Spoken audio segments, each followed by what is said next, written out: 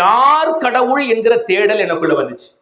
நான் குர்ஆனை வாசித்தேன், பகவத்கீதையை வாசித்தேன். அதற்கு முன்பாகவே இந்து புராணங்களில் உள்ள அத்தனை இதிகாசங்களும் தெரியும். அது போதிக்கிற எல்லா விஷயங்களையும் நான் அறிந்தவனாகத்தான் இருந்தேன். அப்போ நான் எக்ஸ்ட்ரா குர்ஆனை நான் வாசித்தேன். மற்ற மதங்களிலே சொல்லப்பட்ட அநேக விஷயங்களை நான் ஆராய்ந்து பார்க்க ஆரம்பிச்சேன். ஆராய்ச்சி பண்ணி பார்த்தேன். எது உண்மையான தெய்வமா இருக்க முடியும் ஐயா? இவர்கள் இப்படி இயேசுதான் தெய்வம் நம்ம உடனே நம்பிட முடியுமா? ஆனா ஒரு கடவுள் தான். அந்த கடவுள் யார் அப்படிங்கிறதா நமக்கு என்னது ஒரு கேள்வி. அநேக கடவுள்களை நாம் சொல்லிக் கொண்டிருந்தாலும் ஒரு கடவுள் இருக்கிறார், உலகத்தை படைத்த கடவுள் இருக்கிறார். அந்த கடவுள் யார் என்கிற தேடல் எனக்குள்ள வந்துச்சு. உங்களுக்குள்ளயும் நான் சொல்றேன், அந்த தேடல் இருக்க வேண்டும். நீங்க தேடி கண்டுபிடிங்க. இயேசு சொல்லுகிறார், தேடுகிறவர் நிச்சயமாக என்ன செய்வான்? உண்மையை கண்டடைவான். நாம் ஏன் உண்மையை கண்டடையாமல் இருக்கிறோம்? தேடுறதே இல்லை. கிணற்று தவளையை போல நாம் இருக்கிறபடினால்தான் அப்படியே என்ன செய்கிறோம்? ஓடிக்கொண்டே இருக்கிறோம். ஆனா என்னுடைய வாழ்க்கையில பாத்தீங்கன்னா, நான் தேவன் யார் என்கிற தேடலுக்குள் என்ன செய்தேன்? கடந்து போனேன். அப்ப பல புத்தகங்களை வாசித்தேன். கடவுளை குறித்து அந்த புத்தகங்கள் எல்லாம் என்ன பேசுகிறது, கடவுள் யார் என்று சொல்லுகிறது, அப்படியெல்லாம் நான் ஆராய்ச்சி பண்ணி பார்க்கும்போது இறுதியாக ஒரு பூசாரி குடும்பத்திலே பிறந்த உங்களுடைய ரத்தமாகிய நான் இறுதியாக இவரே மெய்யான தெய்வம் என்று கண்டுகொண்டது யாருன்னு கேட்டீங்கன்னா, ஆண்டவராகிய இயேசு கிறிஸ்துவை அல்லாமல் வேற ஒரு தேவன் இல்லை என்கிற உண்மையை நான் என்ன செய்து விட்டேன்? கண்டுகொண்டு நான் பிரகாசம் அடைய ஆரம்பித்தேன். என் வாழ்க்கை மாறியது. நான் சொல்றேன், யாருமே ஒரு குறிப்பிட்ட மதத்திலே பிறக்கிறது இல்லை. சத்தியத்தை நீங்க புரிஞ்சுக்கங்க. இந்த உலகத்துல மனுஷன் எப்படியா பிறக்கிறான்? நிர்வாணியா பிறக்கிறான். ட்ரெஸ் இல்லாம மட்டும் பிறக்கலையா, அவன் ஒட்டுமொத்தமாக நிர்வாணி. அவனை எந்த ஜாதியிலையும் அடையாளப்படுத்த முடியும். அவனுக்கு ஜாதி தெரியுமா? குழந்தைக்கு ஜாதி தெரியுமா? அந்த ஜாதி பெருமையை யார் ஒரு மனிதனுக்குள்ள புகுத்துவது தெரியுமா? ஜாதி வெறி பிடித்த பெற்றோர்களால் ஒரு குழந்தைக்குள்ள அந்த குழந்தை வளரும்போது அந்த ஜாதி வெறியை பெற்றோர்கள் புகுத்துகிறார்கள். நான் சொல்றது உண்மையா இல்லையா? அதனால வரைக்கும் அந்த குழந்தை பிளைனா இருக்கு, நிர்வாணமா இருக்குது, பரிசுத்தமா இருக்கு. சொல்ல போனா அதுக்குள்ள எந்த ஜாதி வெறியும் இல்லை. எப்போது இந்த மதம் என்கிற ஒன்றை அந்த குழந்தைக்குள்ள புகுத்தப்படுகிறது, ஜாதி என்ற ஒன்று புகுத்தப்படுகிறது, கோபம், மூர்க்கம், பொறாமை என்கிற அனைத்து அசிங்கங்களும் எப்பே புகுத்தப்படுதுன்னு கேட்டீங்கன்னா, அந்த குழந்தை வளரும் பொழுது பெற்றோர்களால், சமுதாயத்திலால், சுற்றி உள்ள பெரியோர்களால் அவைகள் எல்லாம் என்ன செய்யப்படுகிறது? புகுத்தப்படுது. அவ்வளவுதான். குழந்தைகளுக்கு நல்ல விஷயங்களை புகுத்தணும், பரிசுத்தமானவற்றை புகுத்தணும், இந்த உலகத்திலே எல்லாரையும் நேசிக்கக்கூடிய பண்பை புகுத்தணும். ஆனா இன்னைக்கு இந்த சமூகம் எதெல்லாம் புகுத்திக்கிட்டு இருக்குது? எதெல்லாம் புகுத்த கூடாதோ அத்தனை அசிங்கத்தையும் குழந்தையிலிருந்து என்ன செஞ்சிருச்சு? புகுத்திருச்சு. அப்ப நம்ம சோப்பை மாத்திர மாதிரி சில சமயத்துல அழுக்கு போகலைன்னா கண்டிப்பா நம்ம நம்பிக்கையும் என்ன செய்யணும்? நம்பிக்கையை மாற்றணும். நம்மை பரிசுத்தப்படுத்துவது எது என்று மாற்றணும். பரிசுத்தமாக்குகிற தெய்வம் யார் அப்படிங்கிறத நான் அலசி ஆராயும் போது, நான் அநேக புத்தகங்களை வாசித்த போது நிறைய மிஷனரிகளை நான் பார்த்தேன். மிஷனரிகளை குறித்து மாணவர்கள் படிக்காதவங்க இருக்க முடியாது. அநேக மிஷனரிகளை பார்த்திருப்பீங்க. அவங்க வாழ்க்கையை நாம் படிக்கும் போது, நான் ஏற்கனவே வேறொரு நம்பிக்கையில இருந்த மனிதன், நம்முடைய மக்கள் எல்லாம் எப்படி இருக்கிறாங்கன்னு பார்த்தவன், நம்முடைய மக்கள் எல்லாம் எப்படி இருக்கிறார்கள் என்று பார்த்தவன், நம்பிக்கைகளை பார்த்தவன், சடங்குகளை கையாண்டவன். அப்ப மிஷனரிகளுடைய வாழ்க்கையை பார்க்கும்போது எந்த சக்தி அவர்களை இப்படி மாற்றியதுன்னு யோசிப்பேன். நான் சாரா டக்கர் அப்படிங்கிற ஒரு அம்மையாரை குடிச்சு நான் பார்த்தேன். ஒரு கிறிஸ்தவ மிஷனரி, இயேசுவை ஏற்றுக்கொண்டவங்க. நிறைய பேர் இங்க தப்பா புரிஞ்சிருப்பீங்க. வெளிநாட்டுக்காரவங்க எல்லாம் யாரு? கிறிஸ்தவர்கள். நான் சொல்றேன், வெளிநாட்டுக்காரவங்களும் இயேசுவை ஏற்றுக்கொண்டவங்க தான். இன்னும் எப்படி உங்க ஊர்ல நான் முருகேசனாகிய நான் இயேசுவை ஏற்றுக்கொண்டனோ, ஐயனார் ஆகிய அவர் இயேசுவை ஏற்றுக்கொண்டாரோ, அது போல வெளிநாட்டில இருக்கிறவங்க பூரா யாரை ஏற்றுக்கொண்டவர்கள்? அவர்களுக்கும் இந்த சுவிசேஷம் போகும்போது அவர்களும் ஒரு காலத்திலே நமக்கு முன்பு ஏற்றுக்கொண்டார்கள். அவ்வளவுதான் ஒழிய அவங்க ஒண்ணு அப்படியே அங்கிருந்து என்ன செய்யல, வந்து விழல. அவங்க எல்லாம் கிறிஸ்தவங்க சார், நாமெல்லாம் வேற சார். அவங்களும் இயேசு சாமி ஏற்றுக்கொண்டவங்க தான் சார். நல்லா கவனிச்சுக்க. சிலர் சொல்லுவாங்க, நீங்க சொல்ற சாமி எந்த ஒரு சாமி? வெளிநாட்டு சாமி. என்ன சாமியா? எப்படியா புகுத்தி வச்சிருக்காங்க பாருங்களேன். சாமியில என்னையா வெளிநாட்டு சாமி, உள்நாட்டு சாமி? சாமினா யாரு? கடவுள்னா யாரு? வானத்தையும் பூமியையும் உண்டாக்கினவர் கடவுள். அப்பேற்பட்ட ஒரு கடவுள் எப்படி வெளிநாட்டு சாமி உள்நாட்டு சாமி ஆவாரு? அப்ப சாமியை குறித்ததான அறிவே என்ன பண்ணல, இன்னும் மக்களுக்கு வரல. சாமினா யாருன்னு தெரியல. சாமி யார் என்று கண்டுபிடித்து விட்டால் நம்ம ஒரு சாமியை வெளிநாட்டு சாமி உள்நாட்டு சாமி சொல்ல மாட்டோம். ஒருவேளை ஒரு சாமி வெளிநாட்டு சாமி உள்நாட்டு சாமி இருந்தார்னா நான் அடித்து சொல்லுவேன், அவர் சாமியாக இருக்க முடியாது. நான் சொன்ன மாதிரி மூத்தோர் வழிபாடு, ஊர்ல பெரியவங்க இறந்து போயிட்டாங்கன்னா என்ன செய்யறத அவர்களை பின்னாட்களை சாமியாக வழிபட்டு விடுவோம். இயற்கையாக நம்ம எந்த வழிபாட்டிலே இருந்தாலும் சில நன்மைகள் நம்முடைய வாழ்க்கை நடக்கத்தான் செய்யும். நான் சொல்றேன், கடவுளே இல்லை என்று சொல்லுகிற மனிதனுடைய வாழ்க்கை நன்மை நடக்குதா இல்லையா? ப்ரமோஷன் கிடைக்குதா இல்லையா? புள்ள பிறக்குதா இல்லையா? அவனுக்கும் அவன் விரும்புறதும் கிடைக்குதா இல்லையா அந்த வாழ்க்கையில? நல்லா கவனிங்க, கடவுளே இல்லை என்று சொல்லுகிற மனிதனுக்கும் கடவுள் ஆசீர்வாதம் என்ன செய்யறாரு? பொதுவா தான் வச்சிருக்கிறார். அதனாலதான் இந்த சாமியை தேடுறனால கிடைச்சிருச்சு அப்படின்லாம் முடிவுக்கு வந்துடாதீங்க.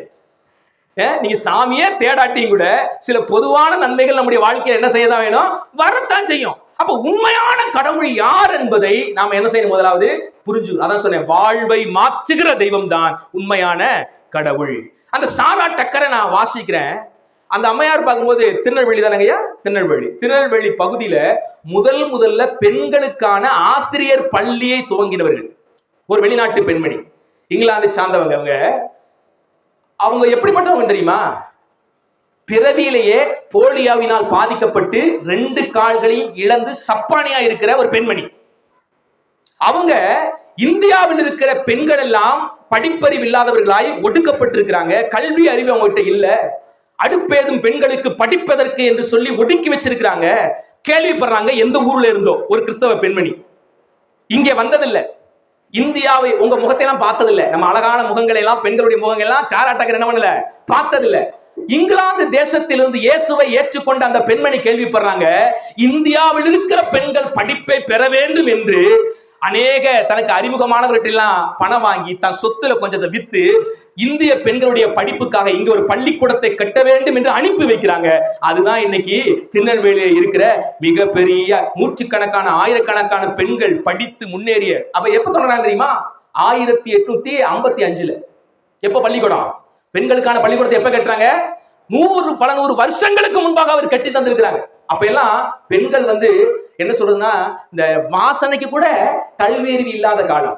இன்னைக்கு எல்லாம் படிச்சிருக்கிறீங்க, உங்களுக்கெல்லாம் படிப்பை அன்றைக்கு விதையை போட்டது யாருன்னு தெரியுமா?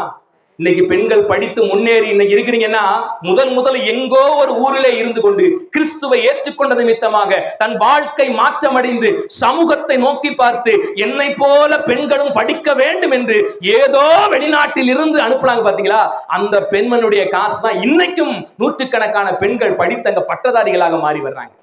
அதுக்கப்புறம் தான் நிறைய பெண்களுக்கான கல்லூரிகள் என்ன செஞ்சாங்க, முதல் பள்ளிக்கூடம் அதுதாங்க. படிச்சு பாரு. நான் யோசிக்கிறேன், நமக்கு ஏன் இந்த எண்ணம் வந்திருக்கணும்? தான் உண்டு, தான் வாழ்க்கை உண்டு, சந்தோஷமா வெளிநாட்டுல என்ன பண்ணிருக்கலாம், வாழ்ந்திருக்கலாம். அநேக மிஷனரிகளை குறித்து தெரிவதில்லை. அநேகர் மதமாட்சிகள் என்று பேசுறாங்க. எதுக்கியா நாங்க காலத்தையும் நேரத்தையும் எங்கள் செல்வத்தையும் செலவிட்டு வர வேண்டும்? அன்பு இந்த ஜனங்கள் மீது. என் ஜனங்களும் நன்மையை பெற வேண்டும் என்பதற்காக எங்களுடைய எல்லா காரியத்தை நாங்கள் விட்டு செலவிடுகிறோம். ஏனென்றால் நாங்கள் ஏற்றுக்கொண்ட தெய்வம் அப்படிப்பட்ட தெய்வம். இந்த தெய்வம் மனிதனை நேசித்து மனிதனுக்காக இந்த பூமிக்கு வந்து மனிதனுடைய பாவங்கள் போக ரத்தம் சிந்தின தெய்வத்தை நாங்கள் வணங்குகிறபடியால், பகைவனையும் நேசி என்று சொல்கிற ஒரு பெரிய வார்த்தையை சொன்ன கடவுளை நாங்கள் உள்ளத்திலே கொண்டிருக்கிறபடினால் தேவனை ஏற்றுக்கொண்ட எண்ணங்கள்லாம் அப்படி இருக்குது. நான் வாசிச்சேன், அசந்து போயிட்டேன். எப்படியும் அந்த அம்மாவுக்குலாம் அப்படி வந்துச்சு. ஏமி கார்மைக்கல் அம்மையாவை நான் வாசிச்சேன். நான் தேடினேன், யார் கடவுள் என்று தேடும் போது யார் ஒரு மனிதனுடைய வாழ்வை தூய்மையாய் மாற்றுகிறார்களோ அவர்தான் கடவுளாக இருக்க முடியும் சிந்திச்சேன். பாத்தீங்களா? இதெல்லாம் நான் வாசிக்கிறேன். ஏமி கார்மைக்கல் அம்மையார் ஒரு காலத்துல நம்ம சமூகத்துல தமிழகத்திலும் இருந்துச்சு, பரவலாக இந்தியாவில் இருந்துச்சு. பெண்களை என்ன பண்ணிடுவாங்கன்னா பொட்டுக்கு கட்டி விடுவார்கள். பொட்டுக்கு கட்டி விடுதல் என்றால் என்ன தெரியுமா? தாசி முறை. பெண்ணை சின்ன வயசுலயே பாத்தீங்கன்னா சாமிக்கு நேர்ந்து விட்டவா நேர்ந்து விட்டுருவாங்க. நம்ம ஆட்கள் சில ஆண்கள்லாம் செய்வாங்க, கோயிலுக்கு நேர்ந்து விட்ட கால அப்படிங்கிற மாதிரி பொம்பளை பிள்ளைங்களை சின்ன வயசுலயே சாமிக்கு நேர்ந்து விட்டுருவாங்க. அங்க இருக்கிற சாமியார்கள் மடாதிபதிகளால் அந்த பிள்ளைகள் வயதுக்கு வந்த பிறகு சீரழிக்கப்படும். அப்படிப்பட்ட ஒரு கொடுமையான காரியங்கள் நம்முடைய தேசத்துல இருந்தது. அப்ப அந்த அம்மா வெளிநாட்டுல நல்லா சுகமா வாழலாம், சந்தோஷமா வாழலாம் அப்படின்னு அவங்க இல்ல. அதை கேள்விப்பட்டு வந்து பெண்களுடைய விடுதலைக்காக இப்படிப்பட்ட ஒரு முறைமை தவறு என்று சொல்லி அன்றைக்கு எதிர்த்து போரிட்டவங்க தான் யாரு தெரியுமா? ஏமி கார்மைக்கல் அம்மையார். 55 வருஷம் உழைச்சிருக்காங்க இங்க இந்தியாவில. யோசிச்சு பார்த்தா வாழ்க்கை முழுவதும் பெண்களுடைய முன்னேற்றத்திற்காக இப்படி தாசி முறையிலே மெயினாக தள்ளப்பட்டு அவர்களை விபச்சாரியாய் மாற்றப்பட்ட ஒரு பாரம்பரியம் நம்முடைய தேசத்துல இருந்துச்சு. இப்பதான் படிப்பறிவு வந்து எல்லாரும் என்ன பண்றோம், நமக்கெல்லாம் அப்படியாங்க, நாங்களாம் அப்படி இருந்தோம். ஆமா சார், நீங்க தான் அப்படி இருந்தீங்க. ஒரு 100 வருஷம் 150 வருஷத்துக்கு முன்னால நம்ம சமூகம் இருந்த கதியை நம்ம என்ன செய்யணும், பார்க்கணும். இந்த மண்ணிலே ஒரு சமூகத்துல பாத்தீங்கன்னா மேலாடைய அணியக்கூடாது பெண்கள். யோசிச்சு பாருங்க, இன்னைக்கெல்லாம் எவ்வளவு கௌரவமாக நம்ம எல்லாம் என்ன செஞ்சிருக்கிறோம், ட்ரெஸ் பண்ணிட்டு வந்திருக்கிறோம். மேலாடை அணியக்கூடாது சட்டம் போட்டு வச்சிருந்தான் மன்னன்.